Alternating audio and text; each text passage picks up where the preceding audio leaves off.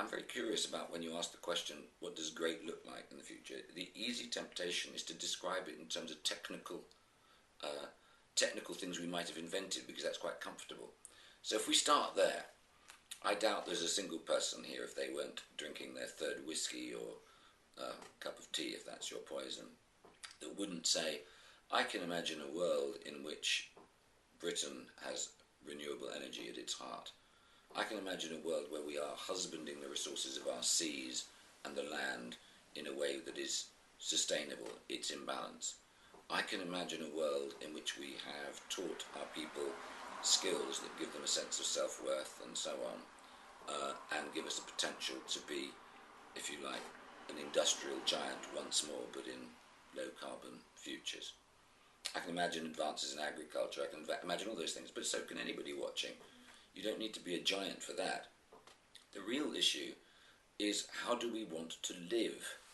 When you look at pensions, and most of us watching this, unless you're fortunate enough to be a bit older like me, many of the younger people watching this will be really concerned about pensions and what happens about getting old. They'll be really concerned about the way they get old. They'll be really concerned about careers and the enjoyment of learning and how that has an application in terms of jobs that have not yet been invented. Are we destined to become like little piglets in a trough, consumed with office work, but actually being turned into kind of form of robot clones that are actually doing work that isn't particularly important, but it sort of fills up our time, stops us being rebels? Or can we imagine a world of continuous ongoing learning, not being defined by the fact that your degree was in law or your study was in becoming a plumber, but that you're actually a person just on a life journey that would take on many different careers? I don't know.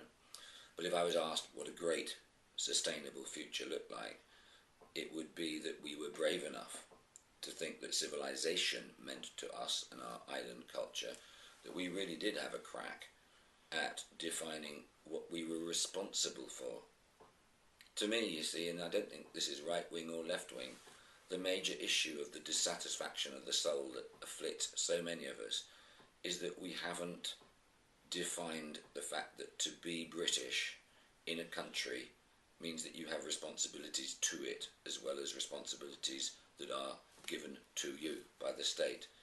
And if you don't feel a sense of belonging, if you don't feel any sense of agency in the future of your country, you're not going to feel part of it. So it's quite possible to be British and have a passport, and it doesn't really matter whether you were born here or not. You've got to feel that as if you have some duty to that country to actually put something back in which is more than just a share of what you earned in terms of money, because that's just money. Money is not the right thing to put back in. It's actually the dirt under your fingernails or the emotion from your heart that you're putting into an activity which builds the strength of the social cohesion, if you like, the communities you are in.